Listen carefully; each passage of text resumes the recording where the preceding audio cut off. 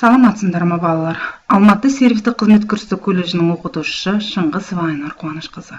Пән атауы информатика, сабағымыздың тақырыбы Excel бағдарламасында диаграммалар құру. Сабағымыздың мақсаты балалар Excel бағдарламасында диаграммалар туралы жалпы мәліметтерді бере отырып, диаграмма құруды үйрету. Сабағымызды бастайық. Excel бағдарламасын ашып, берілген тапсырмаға диаграммалар құрамыз. Ол үшін балалар Excel'де міндетті түрде мәліметтер енгізілген болуы керек. Мен сіздерге мысал ретінде оқу сапасы туралы мәліметтерді алып отырмын. Бізге оқу сапасы бойынша 5-ке оқитындар туралы диаграмма құрамыз. Диаграмманы өзіміздің қалауымыз бойынша болмаса берілген тапсырмаға сәйкестендіріп орындаймыз.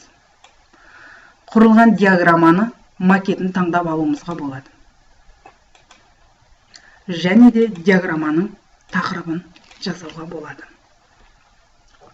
Оқу сапасы.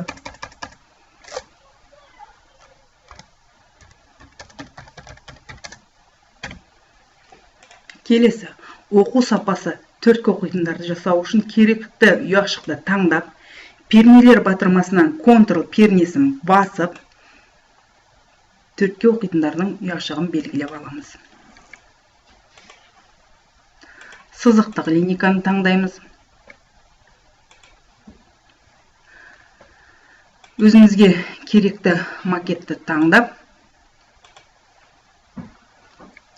макет атауын енгізсек болады.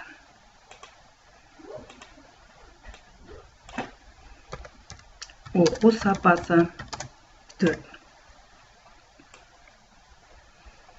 Құрылған диаграмманы өлшемін өзгерте аламыз және де орнынан қозғай аламыз.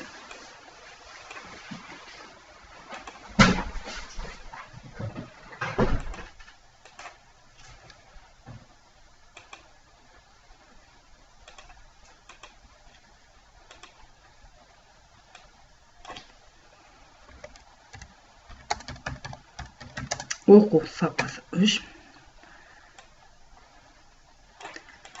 Берілген барлық мәліметтерге де толықтай диаграмма жасауға болады.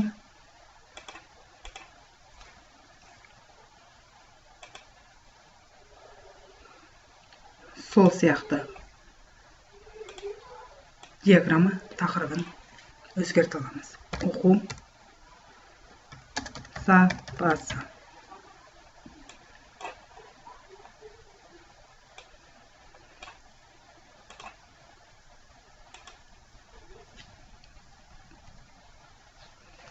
Сабағымызды түсінген болсақ, балалар, бірер минут демалып алып, тапсырмаларды орындаймыз. Өзімізге түсінікті болу үшін, көрсетілген тапсырма бойынша Excel бағдарламасында оқу сапасы туралы диаграммаларды тұрғызамыз. Үйге тапсырма балалар, білім KZ параграфынан тапсырмаларды қарап орындаймыз. Сау болыңдар балалар.